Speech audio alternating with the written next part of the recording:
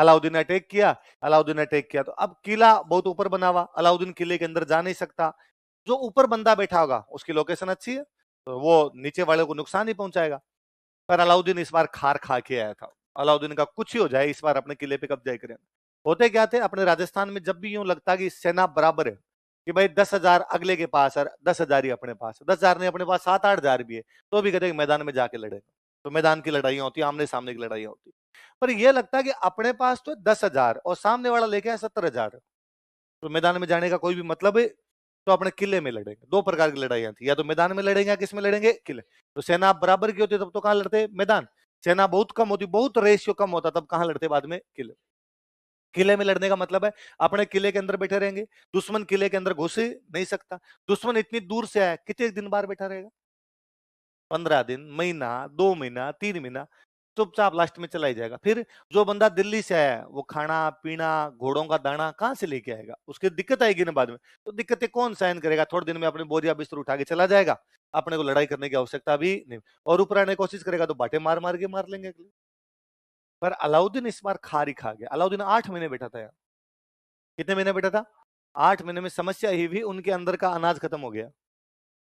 उनका भी तो स्टॉक खत्म होगा ना 8 महीने के अंदर। बाहर वाला तो फिर भी इधर उधर खेती करके ला सकता है, तुम अंदर इतनी व्यवस्था कहां से करोगे। अंदर इतने भी नहीं है कि इतनी सारी व्यवस्था कर ली जाए। फिर जब भी ऐसे बड़े आक्रमण होते तो जो आसपास की पब्लिक होती उनको किले के अंदर शिफ्ट करते हैं, कि वरना यदि पब्लिक बाहर रहेगी तो बाहर जो बैठा वो पब्लिक को भी मारेगा। तो 30,000 पब्लिक थी लगभग। कितनी पब्लिक थी, वो सारी किले के अंदर है। इतनी पब्लिक एक साथ जब एक जगह आ जाएगी तो खाना पीना खत्म ही होना है। 8 महीने तक चलाया, बाद में इनको फाइनल लगा गया, पार पड़ेगी नहीं। तो अब अपने को लड़ना ही पड़ेगा। दो तरीके हैं, या तो मरो भूख से या मरो लड़ते हुए। फिर लगता है यार भूख से मरे इससे अच्छा तो क्या करें, लड़ते हुए। अच्छा लड़ते हुए मरेंगे तो अपने कितने आदमी है, 10,000। बाहर दुश्मन बैठा है 1,70,000 80,000 बैठा है। इसका मतलब पक्का है कि अपने 10,000 तो लड़ते हुए मरेंगे, उसमें तो कोई डाउट ही। पर अब उनका एक ही उद्देश्य होता कि अपने तो 10,000 मरेंगे, पर इनके 20,000 30,000 40,000 जितने मारे जाए उतने मार के मरे। जितनी अधिक हानि पहुंचा सकते हैं उतनी हानि पहुंचा के मरे। जैसे मैं सिंपल एग्जांपल दूं कि आप अकेले हो, मैं तो आपकी मेरी बात ही कर लो, अपने अकेले हैं और 5 बंदे आ गए और अपने को पता है पक्के मरेंगे, ये मार के जाएंगे। अपने दिमाग में सबसे पहले आएगा कि 2-3 सल्टा दूं, भले बटके भर भर के मारने पड़े, पर एक आधे को तो मरूं यार मैं, कम से कम मैं तो मरूंगा, मुझे तो दिख ही रहा है इनका एक आधा तो लेके मरूं कम से कम। पर एक समस्या मध्यकाल में दूसरी आई। पहले अपने जब भी यहाँ लड़ाइयां होती, प्राचीन काल में भी लड़ाइयां होती राजाओं के बीच, एक राजा ने दूसरे राजा पर अटैक किया, क्या पॉसिबिलिटीज हो सकती है। यह है कि बाहर जो जो इस राजा ने अटैक किया वो जीत गया। क्या करेगा जीतने के बाद, जीत गया तो वो जो दूसरा वाला हारा उसके साथ क्या क्या हो सकता है। हारा वो या तो मर गया होगा, या हारने के बाद उसको गिरफ्तार कर लिया होगा, यही कंडीशन हो सकती है। दोनों कंडीशन में यदि उसको गिरफ्तार कर लिया तो भी जो राजा जीतता वो उसको कहता अब तेरी राजधानी पर मैं कब्जा करूंगा, तू यहां से छू मंत्र हो जा, भाग यहां से। और उसके परिवार कहता परिवार लेके निकल। यदि उसकी अधीनता स्वीकार कर लेता तो उसको छोटी मोटी जागीर दे देते, वरना भी उसको राजधानी से निकाल देते, तू और कहीं जाके रहे, अब ये तेरी राजधानी हमारी है। यदि वो मर गया तो उसके परिवार को कहते भाई निकलो, अब ये राजधानी हमारी है, तुम यहां से जाओ। पर परिवार को हानि नहीं पहुंचाते थे। ये नहीं महिलाओं को और बच्चों को किसी प्रकार की हानि पहुंचाई जाए ऐसा नहीं होता था, अपवाद छोड़ दिए जाए, बाकी बड़े तौर पर कभी भी ऐसा होता नहीं था। मध्य काल में जो बाहर से आक्रमणकारी आए थे उनके साथ समस्या दूसरी थी। वो जब भी कहीं पर कब्जा करते सबसे पहले महिलाओं को उठा के लेके जाते। इसलिए समस्या आई कि यदि 10,000 आदमी बाहर लड़ते हुए मारे गए, कोई बड़ी बात नहीं, पहले भी मरते थे लड़ाई में, अब मर जाएंगे, मैदान की लड़ाई में मरते हैं, इस लड़ाई में मर जाएंगे, ये महिलाओं को उठा के ले जाएंगे। और महिलाओं को साथ में बाद में बड़ा ही बुरा बर्ताव था। ठीक वैसा जैसा आप अभी इजराइल फिलिस्तीन में देख रहे हैं, महिलाओं को सरेआम उठा के ले गए, कपड़े फाड़ दिए उनके, नंगा करके घुमाया जा रहा है, जैसा आप मणिपुर में देख रहे हैं। कुछ वैसा का वैसा वो लोग उन दिनों कर रहे थे। ये लगा कि यार ये तो बहुत गलत तरीका है। पर एक महिला को ये लगता कि भाई मेरे को मेरे परिवार के मरने के बाद मेरे को उठा के ले जाएंगे, सेक्स स्लेव की तरह रखेंगे, बहुत बुरा बर्ताव किया जाएगा, वो सोचती इससे अच्छा मरी जाऊं। तो यहाँ पर अपने एक तरीका आया, उन लड़ाइयों को बोला करते साका। क्या बोलते, जब भी ऐसी लड़ाइयां होती, जब लगता है कि किले में पार नहीं पड़ेगी, बाहर जाके लड़ना पड़ेगा उन लड़ाइयों, क्या बोलते। अब उन 10,000 आदमियों को पता है कि अपने बाहर लड़ते हुए मारे जाएंगे, महिलाएं बचेगी तो ये महिलाओं को उठा के ले जाएंगे। उनके जाने से पहले ही महिलाएं खुद अग्नि में जल जाया करती, उसको बोलते जौहर। क्या बोलते, पता ही है ये सब तो मरेंगे, ये मरेंगे तो बाद में आके ये कब्जा करेंगे अपने पर, इससे अच्छा है। जीवन का उद्देश्य केवल सांस लेना नहीं है, जीवन का उद्देश्य गरिमा युक्त जीवन।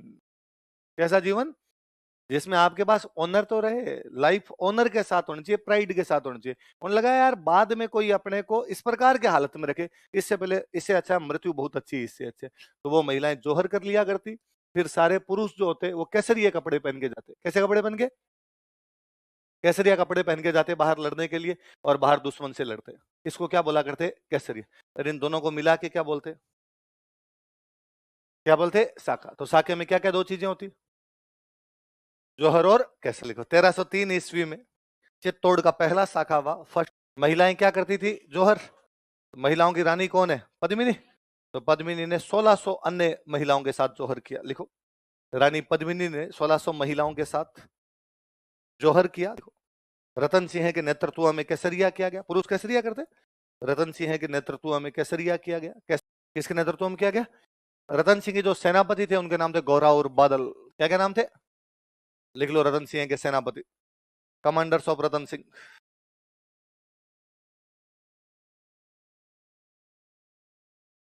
गौरा और बादल।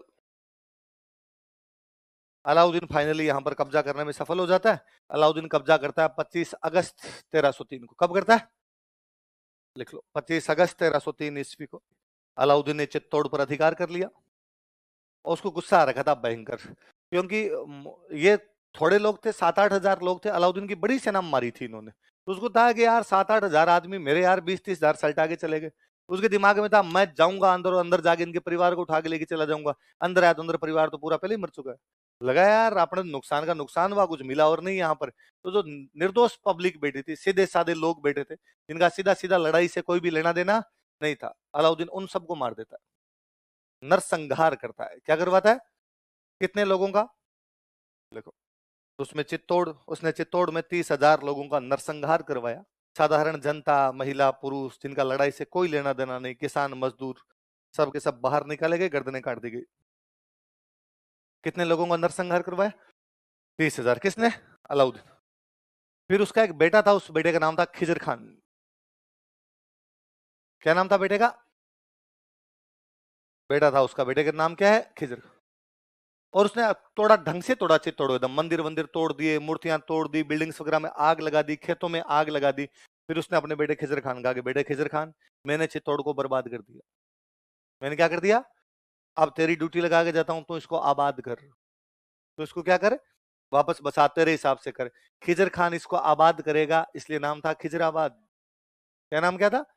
तो नाम खिजराबादी क्यों है? क्योंकि अब इसको आबाद करने का काम किसको दिया गया? कौन है खिजर खान? अलाउद्दीन का बेटा। देख लो उसने अपने बेटे खिजर खान को चित्तौड़ सौंप दिया, ही है, तथा इसका नाम बदलकर खिजराबाद कर दिया। अब कोई पूछे कि चित्तौड़ का नाम बदलकर अलाउद्दीन ने क्या कर दिया था? खिजरा। अब कोई हमें पूछ ले यार तुम्हें क्या पता खिजराबाद किया था कि नहीं किया था? चित्तौड़ में एक दरगाह है, धाईबी पीर की दरगाह। किसकी दरगाह? मुस्लिम जो संत हुआ करते उनको बोलते पीर। क्या बोलते? तो एक धाईबी नाम के पीर है, उनकी क्या बनी हुई है? दरगाह, चित्तौड़ के अंदर। किसकी दरगाह? धाईबी पीर की दरगाह। समझते हो ना? जो सूफी संतन होते हैं उनके जो चबूतरे बने होते हैं, जहां पर उनको समाधि वगैरह दी जाती है, उसको क्या बोलते हैं? दरगाह। मैं कल ही आपको बता रहा था, कोई मंदिर, महल, माड़िया, दरगाह कुछ ही बनते हैं, उनके बाहर क्या लगते हैं? अभिलेख। मुसलमान जब आ गए थे तो भारत की भाषा हो गई थी फारसी। कौन सी आ गई थी? इसलिए यहाँ पर जो अभिलेख लगा वो कौन सी भाषा का होगा? फारस। कौन सी भाषा का? पर्शियन लैंग्वेज का एक अभिलेख है यहाँ पर, 1325 ईस्वी का। कौन सी ईस्वी का? कहां पर है दरगाह? चित्तौड़। कहां पर है? चित्तौड़। पर उसमें नाम चित्तौड़ का चित्तौड़ नहीं लिखा हुआ है। क्या नाम लिखा हुआ है? तो अपने को लगता है कि हाँ यार, जब तक इधर मुसलमानों का राज रहा था तब तक उन्होंने चित्तौड़ का नाम क्या रखा था? ऐसा कौन से अभिलेख में पता चलता है? दाहिबी पीर की दरगाह का कौन सी भाषा का अभिलेख? पहले वाले अपने अभिलेख या तो संस्कृत में मिलते हैं, या अपने राजस्थानी थी तो राजस्थानी मिलते हैं। मध्यकाल में मुसलमानों के जो अभिलेख थे कौन सी भाषा में आ गए?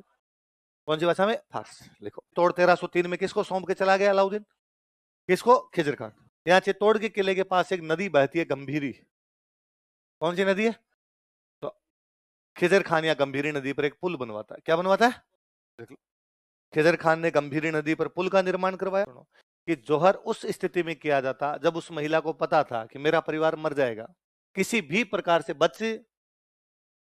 मैं हमेशा कहता हूं कि अभी मणिपुर वाला जो वीडियो आया जिसमें उसे एक महिला को कपड़े उतार के घुमाया जा रहा है, या इजराइल वाले वीडियो है, या भीलवाड़ा में एक बच्ची के साथ वो घटना हुई कि रेप के बाद उसे भट्टी में जला दिया गया।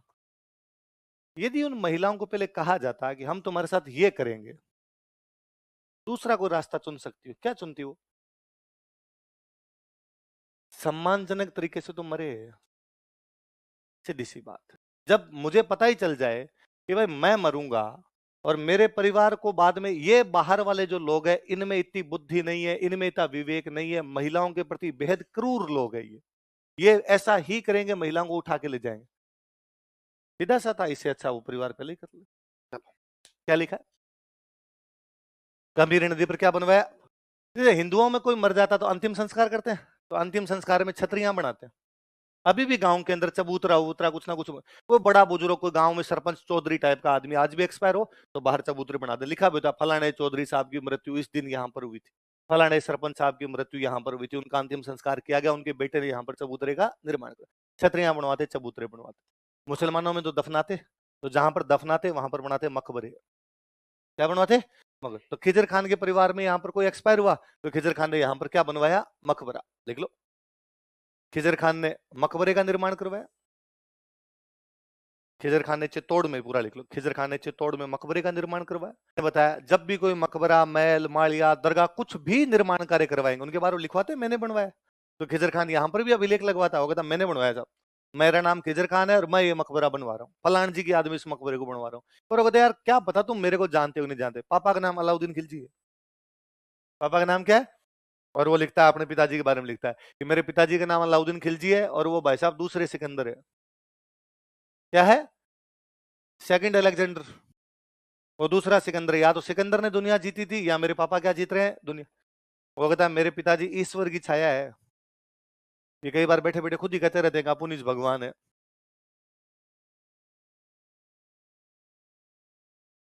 वो कहता है कि मेरे पिताजी संसार के रक्षक है। क्या है संसार के? भाई आपने नॉर्मली क्या मानते हैं कि संसार की रक्षा कौन करता है? पर वो तो खुद ही भगवान है। तो क्या है? संसार का रक्षक। तो अब कोई पूछेगा कि चित्तौड़ के मकबरे के अभिलेख में अलाउद्दीन खिलजी को क्या क्या बताया गया है? क्या क्या बताया गया है? दूसरा सिकंदर। किसको बताया गया? अलाउद्दीन खिलजी को। कौन बता रहा है ऐसा?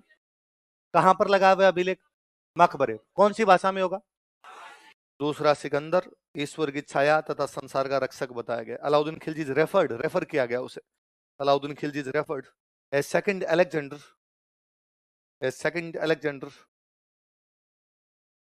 divine shadow and protector of world. As second Alexander, divine shadow and protector of world. Alauddin Khilji is referred as second Alexander, divine shadow and protector of world. दूसरा सिकंदर, ईश्वर की छाया तथा संसार का। सिकंदर का नाम तो सुना ही है। एक बंदा जिसने पूरी दुनिया जीत ली, वो कौन था? तो उसका नाम सिकंदर था ही नहीं जी, उसका नाम था अलेक्जेंडर।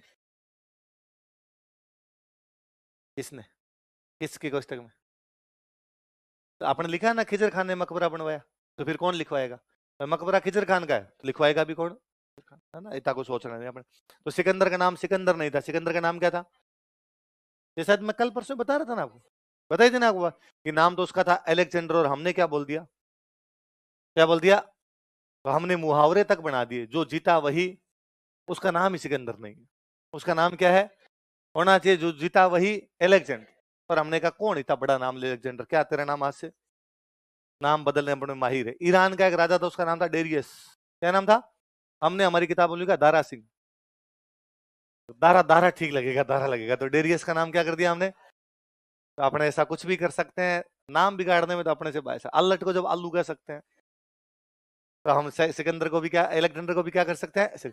तो जैसे पर अलाउद्दीन खुद ही ये कहता है कि मैं दूसरा सिकंदर हूँ, जैसे सिकंदर ने दुनिया जीती थी वैसे मैं दुनिया जीत रहा हूँ। खिजर खान लिखता है कि मेरे पिताजी क्या है? दूसरे सिकंदर, ईश्वर की छाया, संसार का। फिर मैंने बताया था ये भारत में सब राजाओं के साथ ही था, वो सारे राजा ये मानते थे हम ईश्वर की तरफ से राज कर रहे हैं। किसकी तरफ से राज कर रहे हैं? तो मेवाड़ वाले भी तो कह रहे हैं हम किसके दीवान है?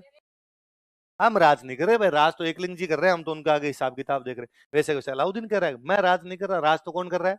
मैं छाया हूँ उसकी तरफ से यहाँ पे देख रहा हूँ बात। ईश्वर संसार संभालता है, अब ये संसार मैं संभाल रहा हूँ, इसलिए क्या संसार का आई बात समझ में? तो मकबरे अब ना कई बार सवाल ऐसा आता है कि राजस्थान में किस स्थान पर मिले एक अभिलेख में अलाउद्दीन खिलजी को दूसरा सिकंदर बताया गया है। तो अपने को लगता है यार अलाउद्दीन की तारीफ अपने राजस्थान में कोई क्यों करेगा, क्योंकि अलाउद्दीन तो राजस्थान में लोग कटवा के गया था और मरवा के गया था, अपने वाले क्यों तारीफ करेंगे। पर तब याद रखना कि उसका बेटा कुछ दिन तक यहाँ रह के गया था, बेटा तो तारीफ ही करेगा। तो बेटा उसको क्या लिखवाएगा, दूसरा सिकंदर।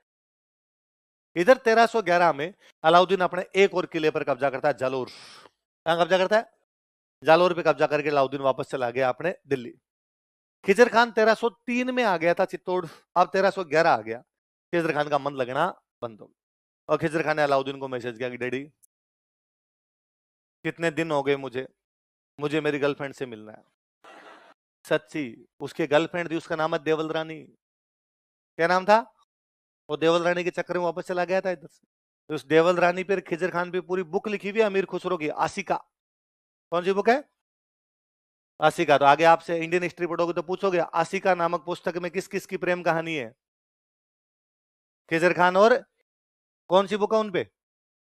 अब तो मूवी आशिकी नहीं है, आदित्य रॉय कपूर, श्रद्धा कपूर। हाँ पुराने वाली किसकी, राहुल राहुल रॉय की। हाँ वन मूवी वंडर था राहुल रॉय। आशिकी जो पुराने वाली मूवी थी जो महेश भट्ट ने बनाई थी, उसमें राहुल रॉय जो था एक मूवी में सुपर डुपर हिट हो गया था और गाने बहुत ज्यादा पॉपुलर हुए थे। आशिकी मूवी के गाने कौन कौन से गाने बताओ देखे, किस किसने आशिकी मूवी देखी हुई है पुराने वाली राहुल रॉय वाली। बस केवल 4-5 लोगों ने, बाकी लोग आज ही घर पे जाके पुराने वाली आशिकी देखे। जिन्होंने देख रखी है उसका रिवीजन कर लेना, और नहीं देखी है वो देखें। अरे इतने प्यारे गाने यार, कल आते मैं उसके गाने सुनूंगा आपसे, कोई नहीं पूछूंगा मैं पापा राहुल आपसे। जिसको गाने याद होंगे वो क्लास में बैठेगा, गाने याद नहीं हो क्लास में बैठेगा नहीं बैठेगा आपने। तो आशिकी नहीं भाई, आशिका नाम की बुक थी, अमीर खुसरो ने लिखी थी। किसने लिखी थी, किस पे लिखी, खिजर खान और कुल मिला के खिजर खान ने कहा मुझे दिल्ली आना है, मुझे वापस बुलाओ। तो अलाउद्दीन ने कहा ठीक है तुम दिल्ली आ जा। तो उसने कहा चित्तौड़ किसको सौंप के आऊं कि मैं एक बंदा भेज रहा हूं। जब उसने जालोर जीता था ना, तो जालोर से एक बंदे को पकड़ के ले गया था वो, मालदेव सोनगरा। क्या नाम था, ये जालोर के राजा का भाई था। जालोर का राजा लड़ते हुए मारा गया, ये जिंदा बच गया। जिंदा बच गया तो अलाउद्दीन ने पकड़ लिया तो इसने अलाउद्दीन की अधीनता स्वीकार कर ली। तो अलाउद्दीन इसको अपने साथ कहां ले गया, दिल्ली। तो अलाउद्दीन ने इसको कहा कि मालदेव वो मेरा बेटा इतना दिन चित्तौड़ था, अब उसका चित्तौड़ मन नहीं लग रहा, वो तो वापस आ रहा है, मैं तेरे को चित्तौड़ दे रहा हूं, तू राजस्थान का बंदा है, राजस्थान का किला संभाल ले। तो खिजर खान के बाद चित्तौड़ किसको सौंप दिया गया, इसके ना भाई साहब बड़ी बड़ी मूछें थी, इसलिए इसका नाम पड़ गया मूछड़ा मालदेव। क्या नाम था, मूछों वाला मालदेव, इसलिए क्या बोलने लगे इसको, मूछड़ा। कहाँ का था ये, जालोर। आगे पढ़ेंगे इसके भाई के बारे में और पढ़ेंगे तब अपने और बात कर लेंगे, लिख लो। थोड़े समय पश्चात आफ्टर सम टाइम, थोड़े समय पश्चात after some time Maldev Songara को चित्तौड़ सौंप दिया गया था। कोष्टक में लिख लेना मूछड़ा मालदेव। क्या कर रहा हूं, आशिका जो आपके बुक है वो किसकी लिखी हुई है, अमीर खुसरो। किसकी लिखी हुई है, तो इसका मतलब अमीर खुसरो इस अलाउद्दीन के दरबार में है। इस अमीर खुसरो ने अलाउद्दीन ने जो राजस्थान पर अटैक किए थे उन पर एक किताब लिखी, उस किताब का नाम है खजाइन उल फुतूह है। क्या नाम है,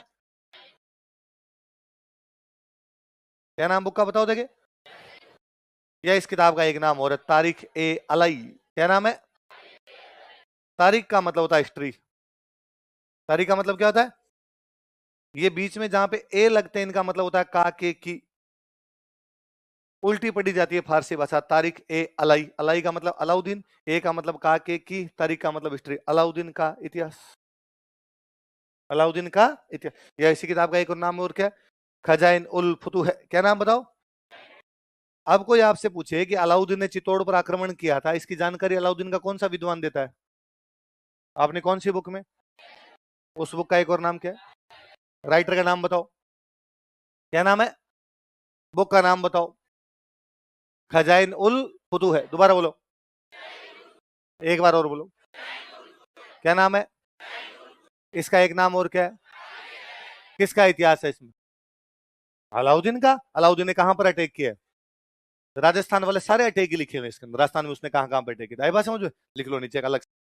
इस पुस्तक से अलाउद्दीन के राजस्थान पर आक्रमणों की जानकारी मिलती है।